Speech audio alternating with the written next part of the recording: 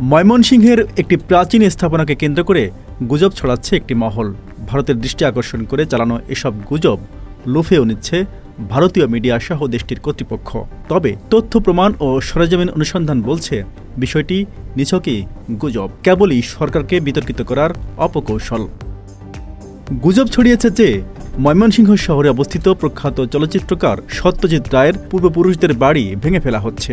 সামাজিক মাধ্যমে খবরটি ছড়িয়ে পড়ার পর সরেজমিনে অনুসন্ধানে নামে সরকারের গোয়েন্দা সংস্থা। অনুসন্ধানে তার কোনো সত্যতাই পাওয়া যায়নি।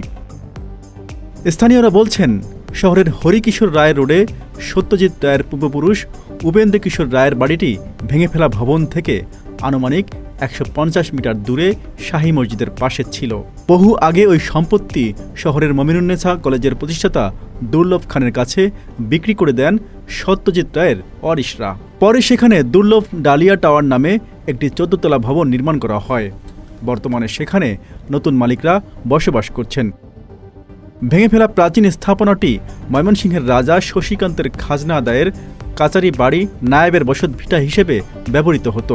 পরবর্তীতে রাজা শশীকান্ত ময়মনসিংহের শশী লজ সহ বিভিন্ন স্থাপনায় বৈদ্যুতিক বাতির ব্যবস্থা করলে তা দেখাশোনার জন্য রণপ্রসাদ নামে এক ব্যক্তিকে সপরিবারে উক্ত স্থাপনার একাংশে বসবাসের সুযোগ দেন, যেটি প্রত্নতাত্ত্বিক নিদর্শনের কোনো অংশ নয় এবং এই বাড়ির সঙ্গে সত্যজিৎ রায়ের কোনো সম্পর্কই নেই।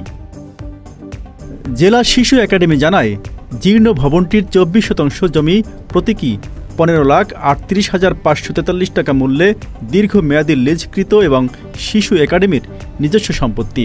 সম্প্রতি এই ভবনটি ভেঙে সেখানে নতুন ভবন নির্মাণের কাজ শুরু করে মহিলা ও শিশু বিষয়ক মন্ত্রণালয়। তারপরও ভবনটি ভাঙা নিয়ে বিতর্ক ওঠায় অধিকতর স্বচ্ছতার জন্য বর্তমানে কাজ বন্ধ রাখা হয়েছে। এ বিষয়ে আরও যাচাই বাছাই করতে স্থানীয়দের সঙ্গে সার্বক্ষণিক যোগাযোগ করছে সরকারের সংশ্লিষ্ট কর্তৃপক্ষ। Z news, Dhaka.